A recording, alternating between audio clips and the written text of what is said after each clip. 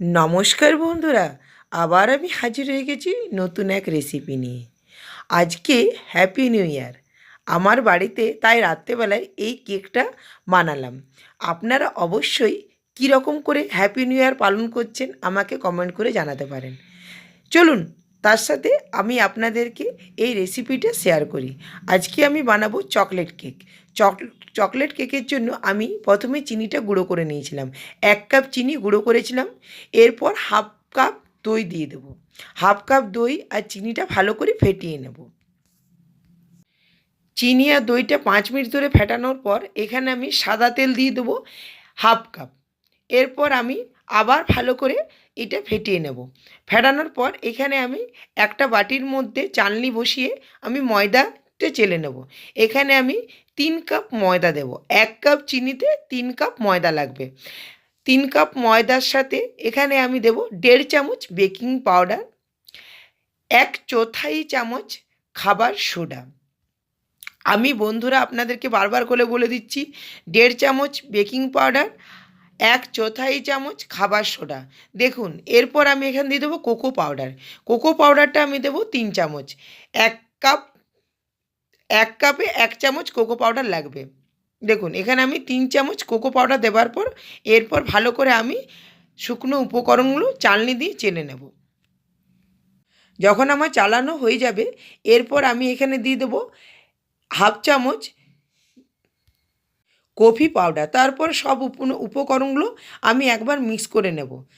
এরপর আমি যে আগের থেকে ময়দা, দই, তেল দিয়ে যে ব্যাটারটা তৈরি করে রেখেছিলাম তার মধ্যে আমি অল্প অল্প করে ময়দাটা দিয়ে ভালো করে আমি ব্যাটারটা মিক্স করে নেব।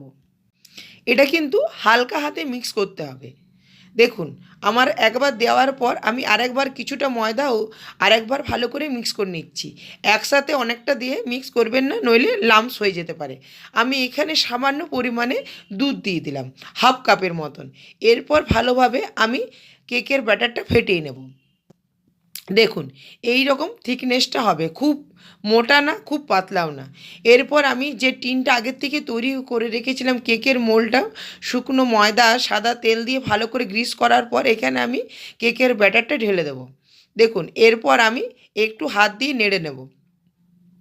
আগের থেকে আমি প্রিহিট করে আমি বসিয়েছিলাম কুকারটা, সেই কুকারের মধ্যে আমি কেকের ব্যাটারটা বসিয়ে দেওয়ার পর গ্যাসটা অফ করে আমি 5 মিনিট হাই ফ্লেমে দেব। তারপর আমি আঁচটা সিম করে দিয়ে দেবো 50 মিনিটের মতন।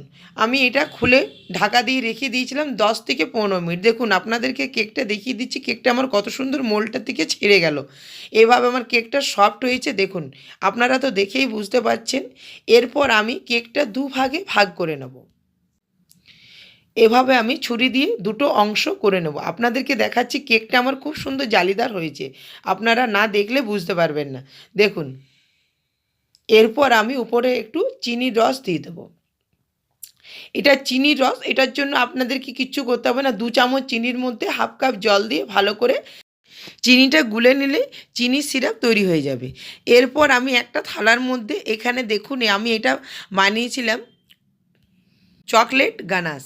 এটার জন্য আমি 2 চামচ কোকো পাউডার, 2 চামচ কর্নফ্লাওয়ার আর 4 চামচ চিনি আর দুধ দিয়ে গুলেছিলাম। এরপর ভালো করে আমি ফুটিয়ে নিয়েছিলাম। দেখুন, এভাবে আমি চকলেট গানাশ তৈরি করে নিয়েছিলাম। এরপর আমি চকলেট গানাশটা কেকের মধ্যে দিয়ে দেবো। বন্ধুরা, আমার রান্না আপনাদের ভালো লাগলে প্লিজ আমার চ্যানেলটাকে লাইক আর সাবস্ক্রাইব করে দেবেন।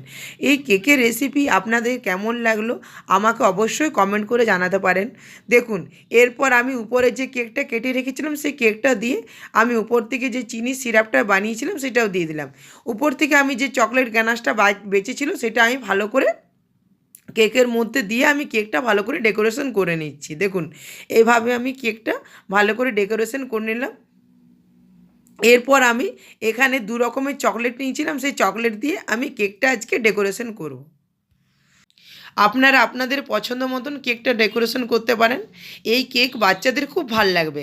দেখুন, উপর থেকে আমি এরপর কেকটা ভালো করে ডেকোরেশন করে নিচ্ছি।